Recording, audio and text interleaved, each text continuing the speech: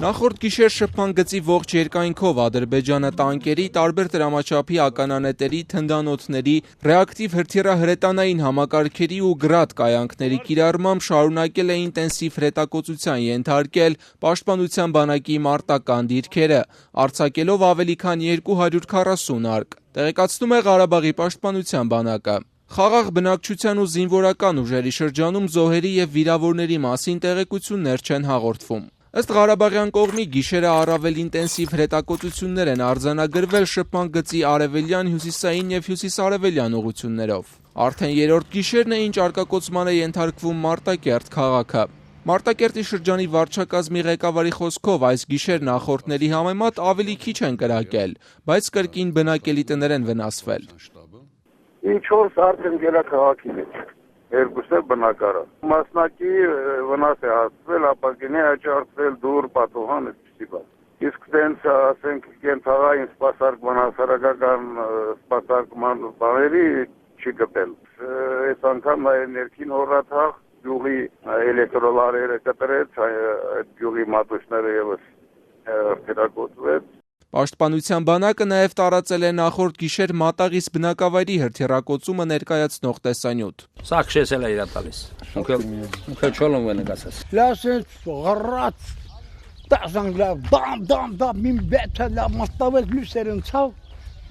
բրծավ։ Մատաղիսի դպրոցի տնօրենը, ով ժամանակավորապես փոխարինում է ապրիլյան բախումների սկզբում վիրավորված գյուղապետին, Ազատությանը ասաց, որ չնայած ադրբեջանցիները թիրախավորել էին գյուղի տները, այդուհանդերձ խոշոր վնասներ չկան։ Գրադից են կրակել 30-ից ավել արկ գյուղի ուղությամբ։ Հիմնականում սարերին է կպել գյուղի հարակից տարածքի այդ բլուրներին, տներից 5 մետր հեռավորության եւ այնպես կարգին։ Ապակիներ աջակցվել էլեկտրական լարեր ակտրել, մեկ էլ նախկինում ավերված շինությունները դրա պատին ակպել։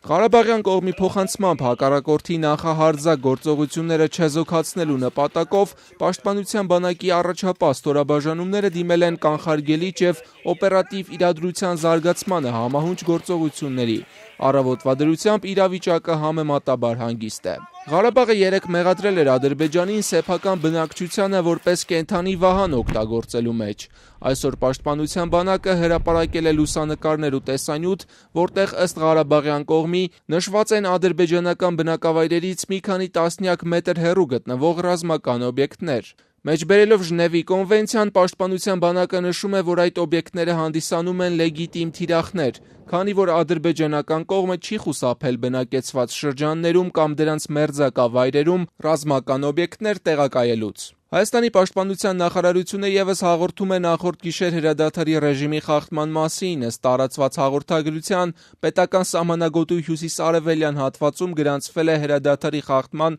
23 միջադեպ։ Ադրբեջանական կողմը տարբեր դրամաչափի հրաձգային եւ դիպուկահար զինատեսակներից հիմնականում անկանոն բնույթի կրակահերթեր է արձակել հայ դիրքապահների ուղղությամբ։ Նախարարությունը տեղեկացնում է նաև, որ երեկ Ռուսաստանից Հայաստանը տեղափոխվել տանկային բիաթլոն 2014 միջազգային մրցույթի ընթացքում հայ տանկիստների նվաճած մրցանակը 2015-ի արտադրության T-90S տանկը։